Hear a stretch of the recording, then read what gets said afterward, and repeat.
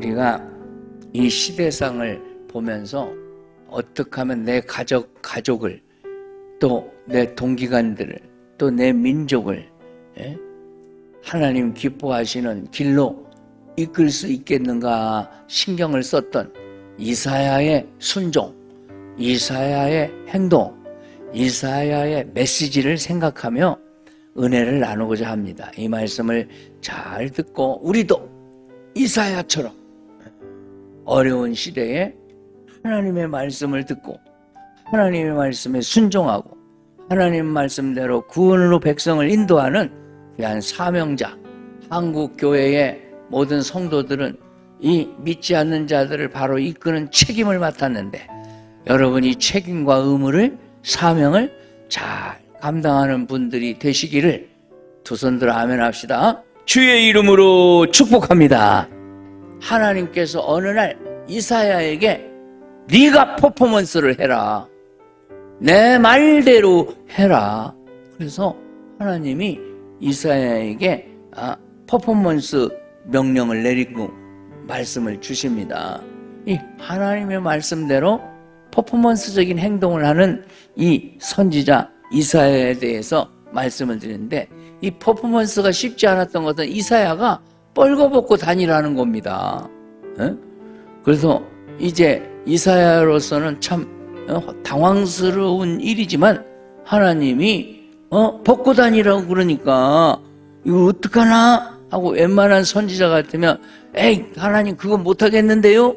이럴 수도 있지만 이사야는 예 아멘 하고 하나님이 시키는 대로 하는 것이죠. 이제 이 하나님의 말씀대로 뻘거벗고 하나님의 말씀을 전하려고 하는 이사야 선지자의 이 퍼포먼스적인 순종, 그것은 우리가 참 놀랍다.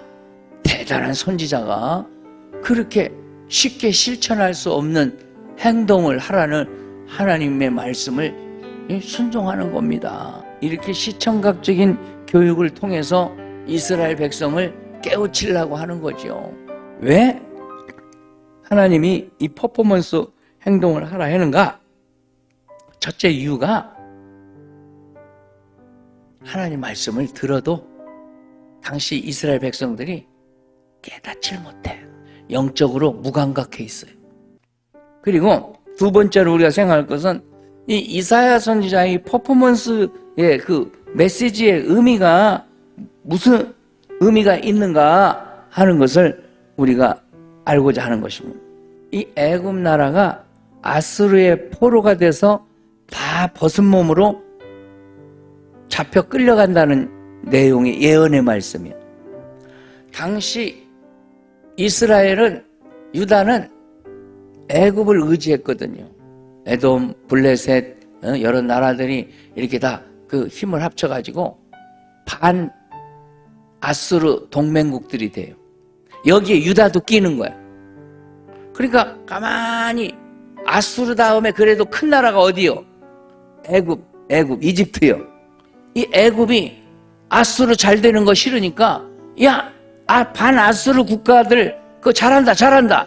내가 너희들 밀어줄게 하고서 부추겼어요. 근데 하나님은 유다가 거기 편승하니까 가지마 이것들아. 애굽은 나중에 포로로 잡혀갖고 다 이렇게 뻘거벗고 끌려갈 거다. 그런 애굽을 의지하지 말고 누구만 의지하라. 하나님만 의지해라. 너희들은 내 백성 아니냐. 하나님 믿는다는 것들이 왜 그러냐 이것이죠.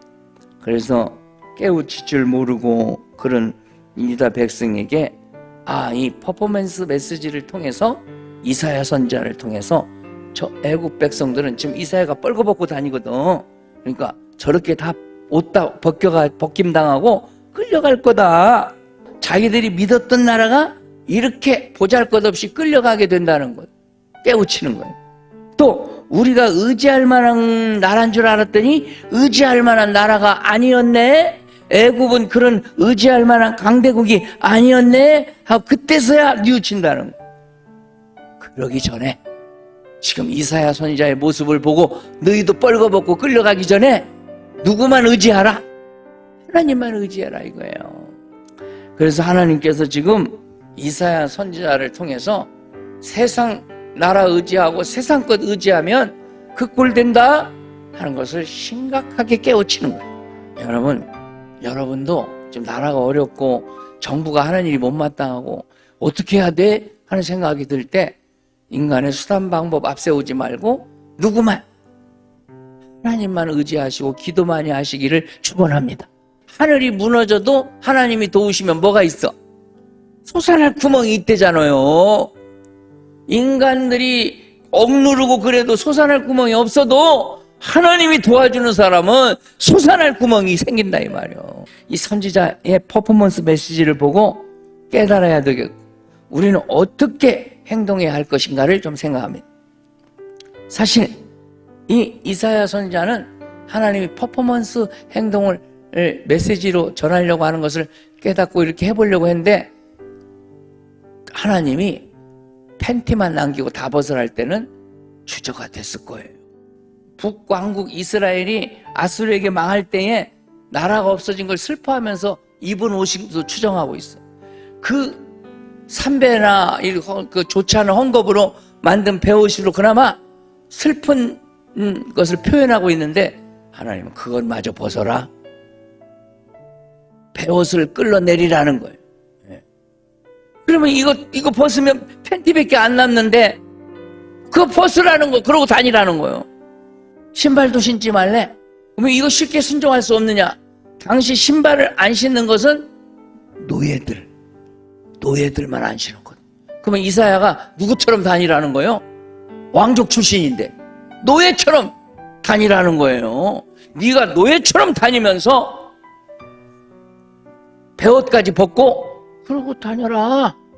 이사야 선지자가 이 하나님의 말씀을 들을 때에 이런저런 결론 얘기해 주지도 않았어요. 그런데 이사야는 무조건 아멘 하고 순종했어요. 하나님의 뜻을 100% 알지도 못하고 순종했어요. 하나님의 말씀이라면 따져보고 순종, 무조건 순종. 무조건 순종했다는 거예요.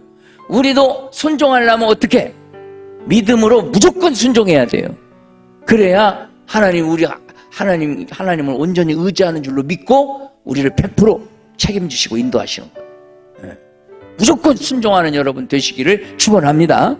강박한 시대에 우리 성도로 살아가려면 오직 하나님만 의지하고 그 말씀에 순종하며 살아야 되겠다 하는 것입니다.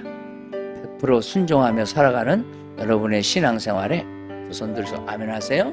하나님의 크신 은총이 환난과 핍박 중에도 넘치시기를 주의 이름으로 축복합니다.